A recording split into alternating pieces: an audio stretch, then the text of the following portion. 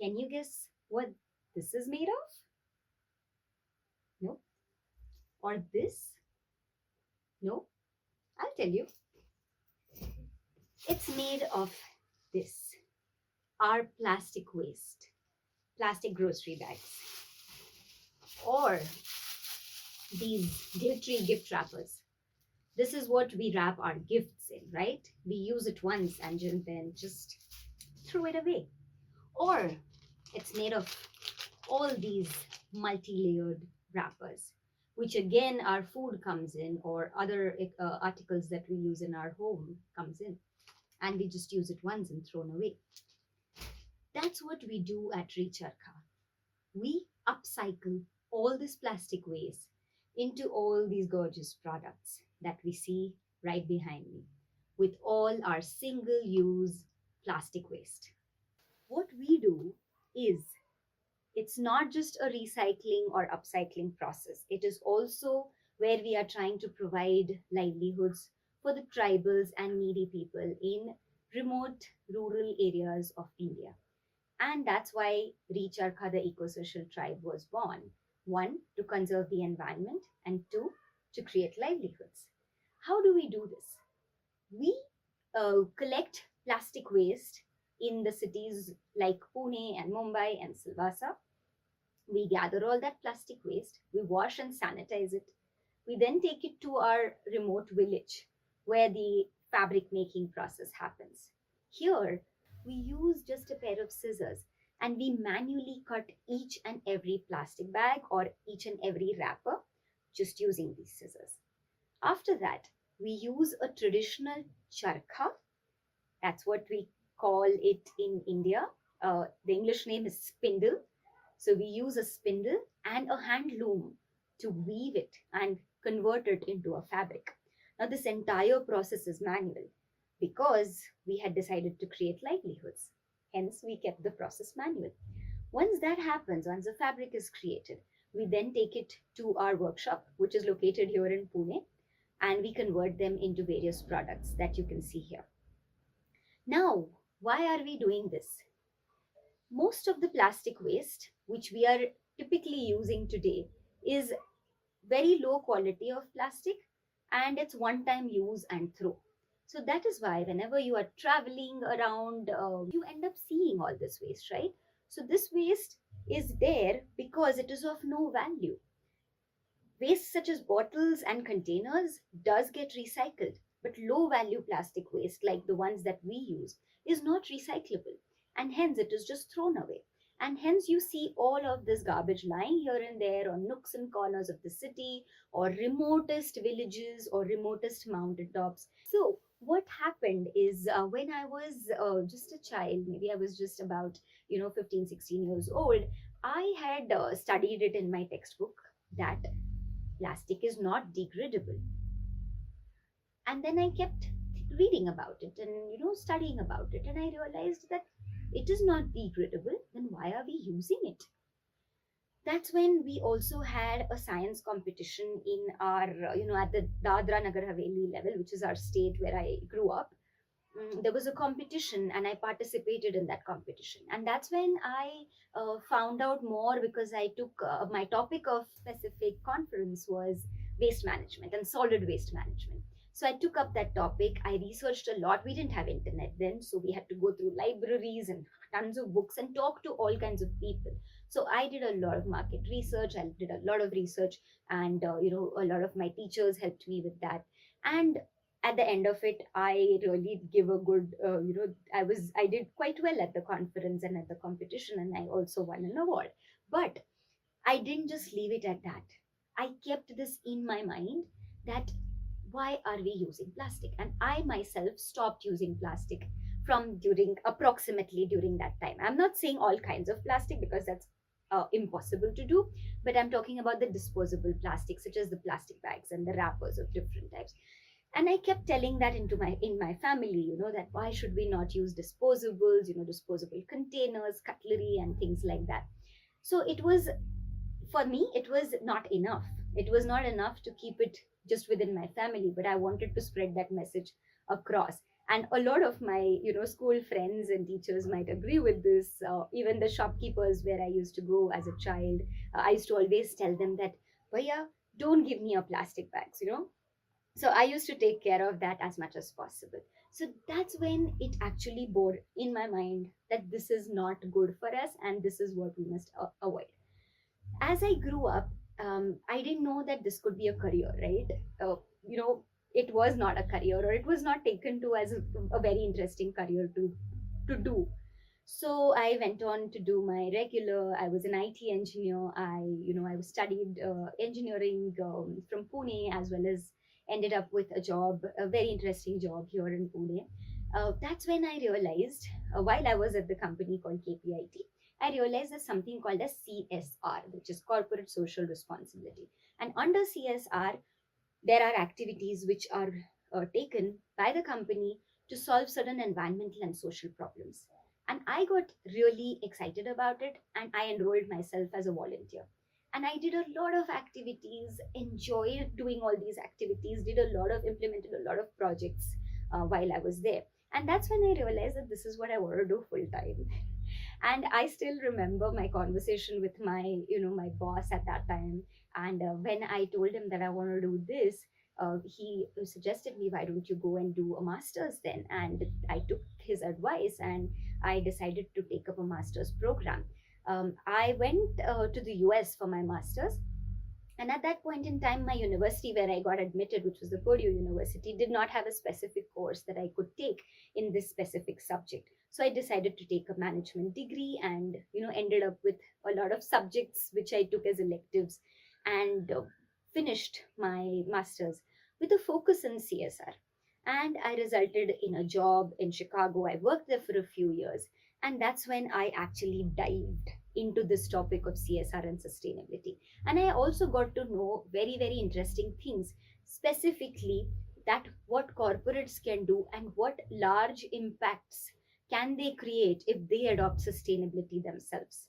This was in about 2010, and that's when approximately the CSR and sustainability reporting system was made a compulsion for certain level of companies and above. So I worked with multiple Fortune 500 companies and helped them implement their CSR reports. And I really was very happy with the fact that if a company, if a large Fortune 500 company takes even one step towards sustainability, it could really create a large impact. And I was happy to be a part of that impact. But that did not keep me satisfied, because I wanted to do something hands on.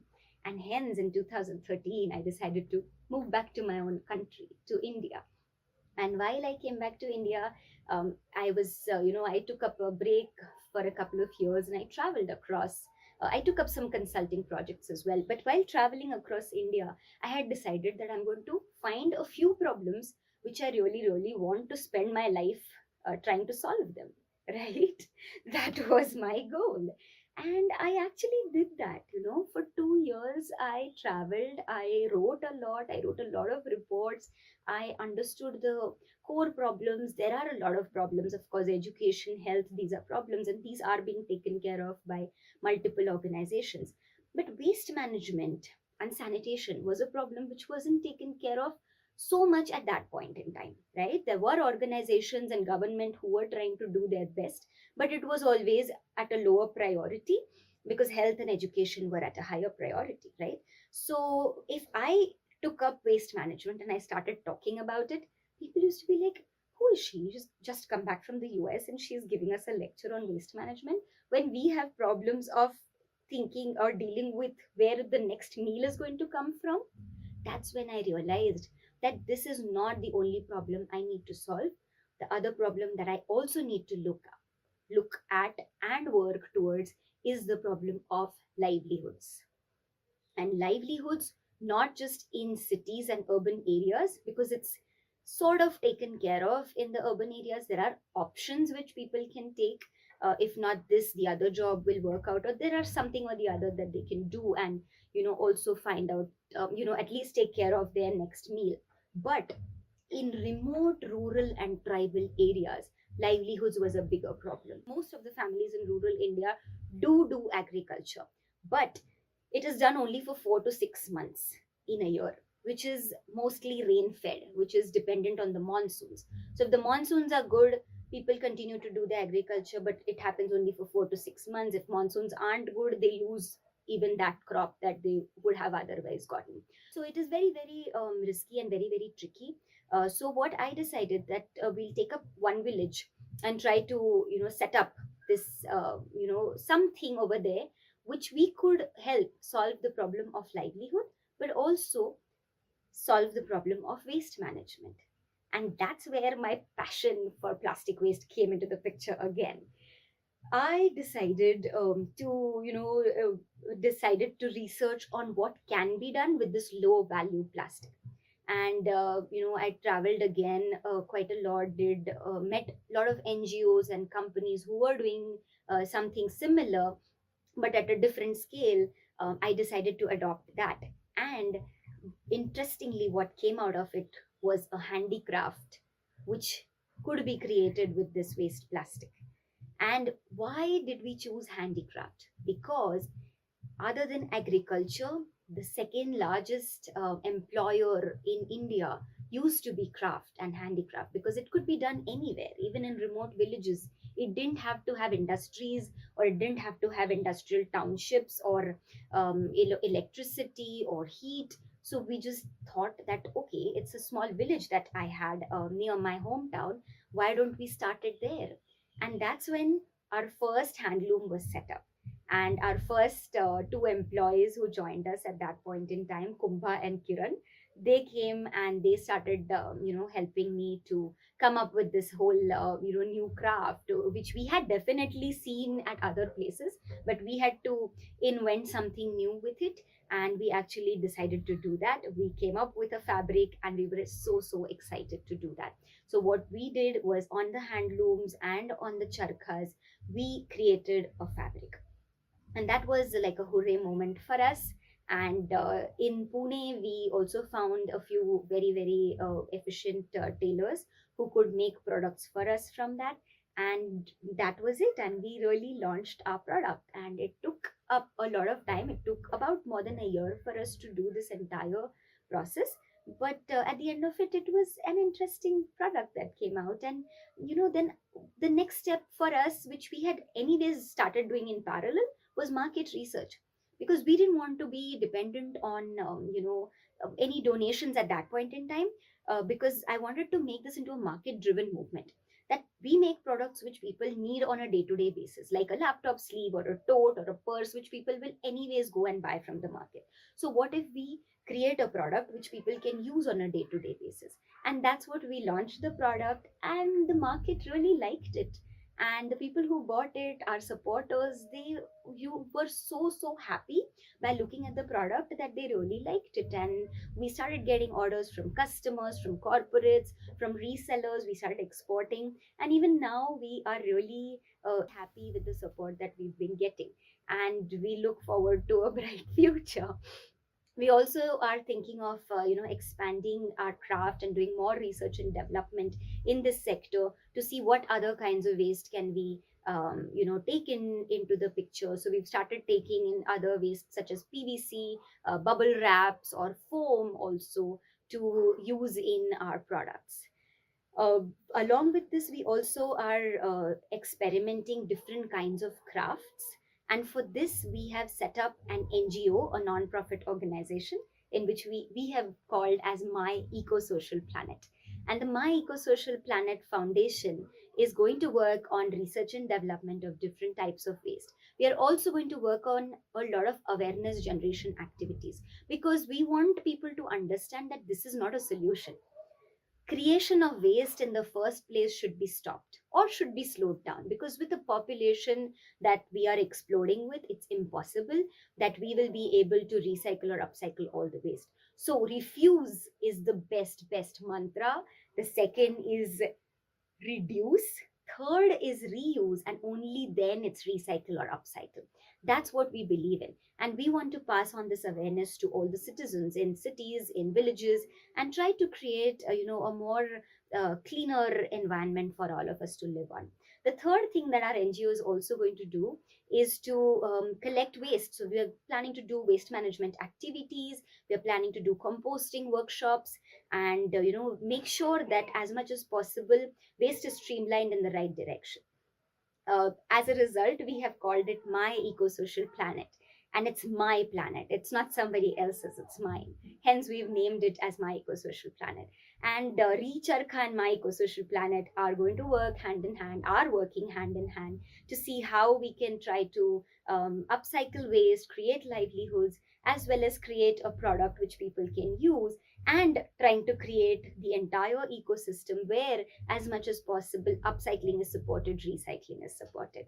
And with this, I would really leave all of you with this message that let's think on our own consumption patterns. Let's think, what are we using? Are we using something which is going to make a difference to someone, or are we using something which is just going to be used once and thrown away? We should really think about, consumerism is not all that bad, but only if we decide to do it in the right direction. I think it will really create a really, really better planet for us and our future generations to live on. Hence, I would like to take this opportunity to thank you all, viewers of TEDx. Thank you to the Goa Engineering College who gave me this opportunity to speak here, and hope that we all create a better planet for all of us.